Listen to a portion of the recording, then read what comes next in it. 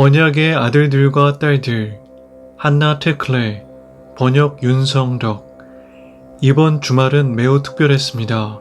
저희 셋째인 아들 마탄의 바르 미츠바를 축하했습니다. 사실 비정상적인 한 해를 보낸 후에 저희는 어떻게 축하할 수 있을지를 확신할 수 없었습니다. 하나님의 은혜로 마지막 코로나 제한 조치가 마침 해제되어 저희는 꿈꾸던 전통적인 축하 행사를 갖게 되었습니다. 마탄의 주간 토라 포션은 민수기 16장과 17장이었습니다. 아버지의 지도 아래 부지런히 공부하고 선택한 성경 구절들을 암송하고 배운 것을 해석할 준비를 했습니다. 그가 아버지와 공동체의 다른 리더들과 그렇게 헌신적으로 공부하고 멘토링에 참여하는 것은 제게 특별한 경험이었습니다. 진정으로 언약의 아들, 즉 바르 미츠바가 되는 역할을 받아들이는 과정을 거쳤습니다. 바르 미츠바는 유대 전통에 따라 소년이 13세가 되면 하나님의 계명들에 직접적으로 응답할 수 있는 성인식입니다. 소녀들은 12세에 바트 미츠바를 축하합니다. 성경의 이 부분에서 고라와 그가 선동하고 이끄는 무리의 사람들은 모세와 아론에게 반역을 일으킵니다. 그들은 각 지파가 수행해야 할 역할에 대해 하나님께서 정하신 질서를 거스릅니다.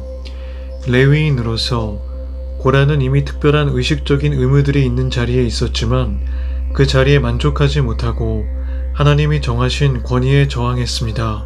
발라는 하나님께서 제재하시고 벌하셨지만 고라의 아들들, 그의 후손들이 아버지의 반항적인 발자취를 따르지 않았다는 것은 주목할 만합니다.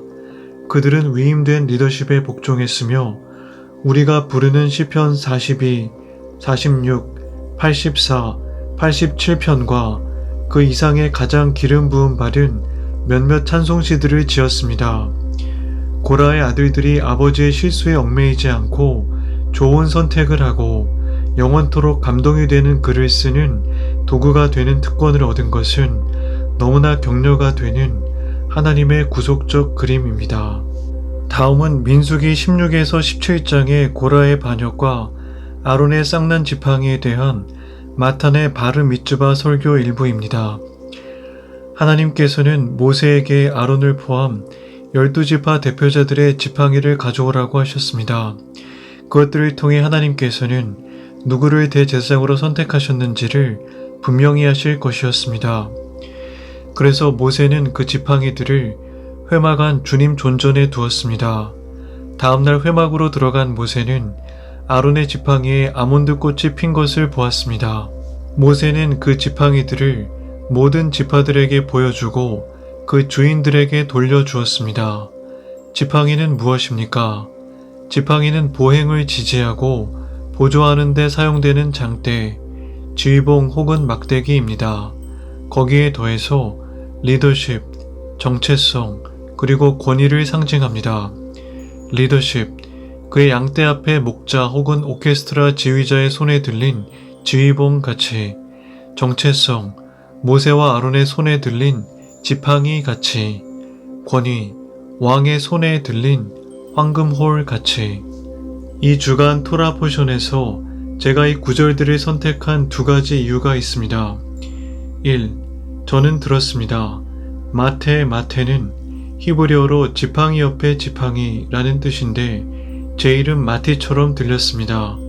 그래서 저에게 특별했고 마치 하나님께서 저를 이름으로 부르시는 것 같았습니다. 동시에 재미있었습니다. 2. 어렸을 때부터 지금까지 저는 막대기를 가지고 노는 것을 좋아해 왔습니다. 막대기를 주면 저는 손이 길어진 것 같고 맨손으로 닿을 수 없었던 것들에 닿을 수 있게 되는 것 같습니다. 빗자루를 들면 마치 무기를 준 것 같았습니다. 그런데 바르 미츠바에 읽을 구절이 막대기에 대한 구절이 될 줄은 몰랐습니다. 저는 이것이 하나님께서 저에게 주신 메시지라고 믿으며 여러분에게도 그렇기를 바랍니다. 이 구절로부터 제가 받은 메시지는 만약 하나님께서 보내신 사람, 하나님께서 선택하신 사람을 멸시하면 하나님을 멸시하는 것과 같다는 것입니다. 하나님의 사람들은 완전하지 않습니다. 그러나 여러분도 마찬가지입니다. 그들은 단순히 메신저이고 하나님께서 보내신 존재입니다.